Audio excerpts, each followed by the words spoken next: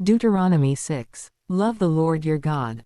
These are the commands, decrees and laws the Lord your God directed me to teach you to observe in the land that you are crossing the Jordan to possess, so that you, your children and their children after them may fear the Lord your God as long as you live by keeping all his decrees and commands that I give you, and so that you may enjoy long life.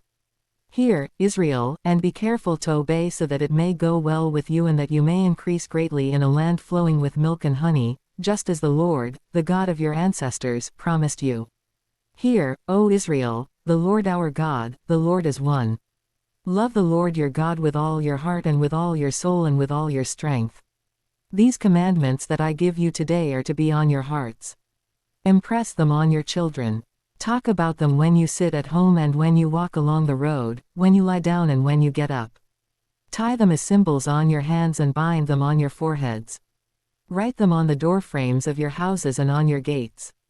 When the Lord your God brings you into the land he swore to your fathers, to Abraham, Isaac and Jacob, to give you, a land with large, flourishing cities you did not build, houses filled with all kinds of good things you did not provide, wells you did not dig, and vineyards and olive groves you did not plant, then when you eat and are satisfied, be careful that you do not forget the Lord, who brought you out of Egypt, out of the land of slavery.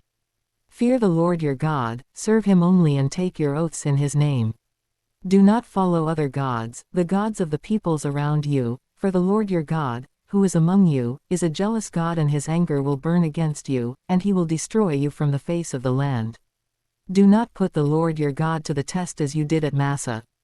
Be sure to keep the commands of the Lord your God and the stipulations and decrees he has given you. Do what is right and good in the Lord's sight, so that it may go well with you and you may go in and take over the good land the Lord promised on oath to your ancestors, thrusting out all your enemies before you, as the Lord said. In the future, when your son asks you, what is the meaning of the stipulations, decrees and laws the Lord our God has commanded you? Tell him, we were slaves of Pharaoh in Egypt, but the Lord brought us out of Egypt with a mighty hand. Before our eyes the Lord sent signs and wonders, great and terrible, on Egypt and Pharaoh and his whole household. But he brought us out from there to bring us in and give us the land he promised on oath to our ancestors. The Lord commanded us to obey all these decrees and to fear the Lord our God, so that we might always prosper and be kept alive, as is the case today. And if we are careful to obey all this law before the Lord our God, as he has commanded us, that will be our righteousness.